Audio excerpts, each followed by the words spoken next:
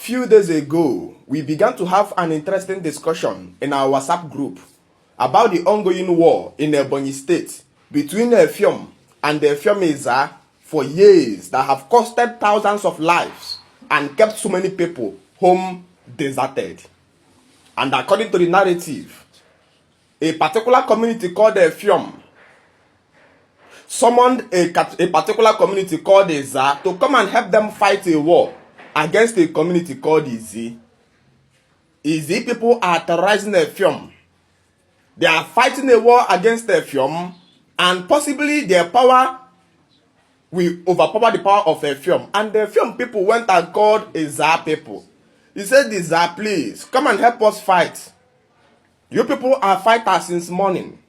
From the history we hear, they say the Eza people have the apex prowess when it comes to war. And so Eza people told the Effium people, they says, any place we fight for war, we don't collect money or anything for pay. The only thing we collect is that you will give us part of your land to live. Part of your land will now become our own land. Your land will now be the land of our people, and our people will live in that land. If your people says yes, come and do it for us, it is the person who is alive that owns land. Only when we are alive that we can begin to have land ownership. So Eza agreed. They entered into an oath. We will fight for these people, and if we conquer, we will be a part shareholder of their land. And so they went to the war against Izi, and they succeeded in overthrowing Izi people. So when they return back home, Effium people called Eza and says, you see all these our land boundaries, where these Izi people usually come through. All these boundaries, all the Ram community shall be yours. Stay all around the community. Then there are some people will be living inside. So as you are living at the boundaries of the community, you can continue doing the work of defense against the Izi people. And they all agreed and they were living in peace. As years goes by, even a wife you brought into your own home, you know perfectly well that a day will come, you will have problem with him. Even a child the mother gave birth to, you know very well that a day is going to come, you will have disagreement with him.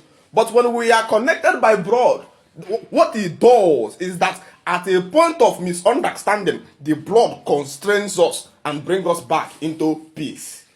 So misunderstanding erupted, and the Effium people says to Eza, Eza, my man, it's time for you to go.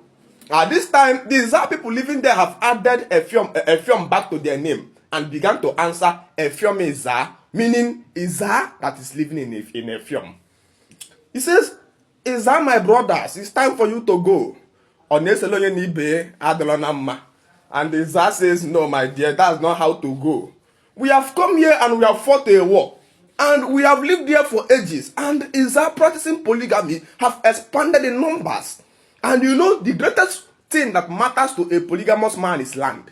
As a polygamous man is increasing every day, the polygamous man is trying to structure the sons into land ownership. He gives birth to 15 sons. Each of these 15 sons will have a land where they will build house and have a land where they will farm to produce, to be able to, marry more and give those people land. So why a monogamous man is pursuing money in the city, a polygamous man is running into the village to pursue land. So Eza people having given many land to their son, what will we tell these boys now if you want to make us land deserted? Where will we go with all these boys? They says, my brother, I challenge you to take one post. We will not leave this land. We fought, our ancestors fought to preserve this land for you. And there was an oath that gave us this land agreement. If your people says it's all right, I challenge you to take one post. If your people picked up their arms, and immediately that says, we have been fighting before the beginning of the universe. So they picked their own arms too and confronted the Effium people.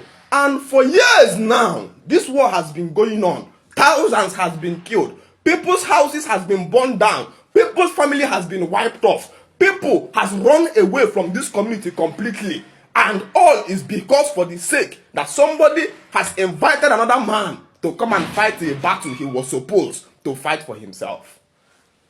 My topic this morning is, the Lord shall fight for you and you shall hold your peace. Is simply a direct agreement that you have accepted to surrender your land to God. When the Bible says that the Lord shall fight for you and you shall hold your peace, what you first to understand that a God that fought for you will take your land. While God is fighting for you, God is getting knowledge.